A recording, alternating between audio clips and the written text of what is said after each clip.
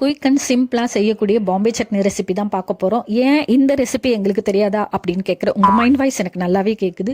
நிறைய பேருக்கு தெரிஞ்சிருக்கலாம், ஆனால் ஒரு சிலருக்கு தெரியாமல் இருக்கலாம் இல்லைங்களா? அவங்களுக்காக இந்த பதிவு அப்படின்னு எடுத்துக்கோங்க. தெரிஞ்சவங்க நான் சொல்கிறது கரெக்டானு பார்த்துக்கோங்க, தெரியாதவங்க இதை பார்த்து தெரிஞ்சுக்கோங்க. ஒரு கடாயில் ஒரு குழிக்கு 2 இலவை எண்ணெய் விட்டு கடுகு கருவேப்பிலை போட்டுக்கோங்க. அது புரிஞ்சதுக்கப்புறமா 3 பச்சை மிளகாவை 2 கட் பண்ணி வச்சுருக்கேன். அதை லேசாக சேர்த்து வதக்கிக்கோங்க. அந்த பச்சை மிளகாய் லைட்டாக வெள்ளையாக மாறணும்.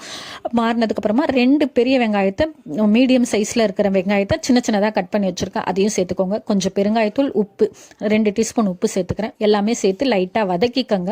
இந்த கண்ணாடி பதம் சொல்லுவாங்க இல்லையா, அந்த மாதிரி வந்ததுக்கப்புறமா 2 பழுத்த தக்காளியை, இது கொஞ்சம் பெரிய தக்காளி தான், பழுத்த தக்காளியாக எடுத்திருக்கேன், அதை இதில் சேர்த்துக்கிட்டு லைட்டாக வதக்கிக்கோங்க. அந்த தக்காளியில் இருக்கிற சாரெல்லாம் சேர்த்து இறங்கி இது நல்லா வதங்கி வந்ததுக்கப்புறமா கொஞ்சமாக மஞ்சள் தூள் சேர்த்து 1 டம்ளர் தண்ணி விட்டு ஒரு மூடி போட்டு ஒரு 5 மினிட்ஸ் வேக வச்சுருங்க. இது வேகிற நேரத்தில் நம்ம ஒரு கரைசல் ரெடி பண்ணிக்கலாம்.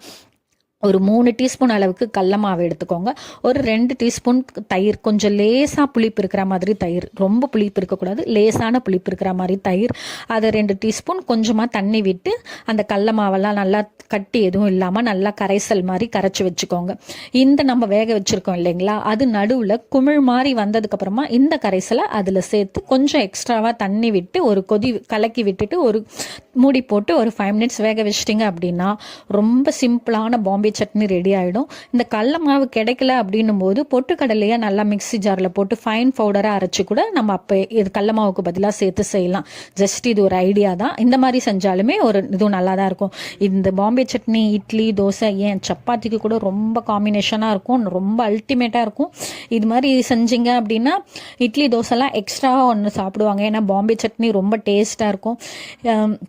எனக்கு பாம்பே சட்னி ரொம்ப பிடிக்கும். பாம்பே சட்னிக்கு கூட நிறைய ஃபேன்ஸ் இருக்காங்க. உங்களுக்கு பாம்பே சட்னி பிடிக்குமா அப்படின்றத மறக்காமல் கமெண்ட் பண்ணுங்கள். இந்த வீடியோ உங்களுக்கு பிடிச்சிருந்துச்சுன்னா லைக் பண்ணுங்கள், ஷேர் பண்ணுங்கள், கமெண்ட் பண்ணுங்கள். மறக்காமல் சப்ஸ்கிரைப் பண்ணிக்கோங்க. பக்கத்தில் இருக்கிற பெல் ஐக்கானை கிளிக் பண்ணி ஆல்னு செலக்ட் பண்ணிக்கோங்க. அப்போ தான் நான் போடுற மோர் வீடியோஸ் உங்களுக்கு நோட்டிஃபிகேஷனில் வரும். தேங்க்ஸ் ஃபார் வாட்சிங்.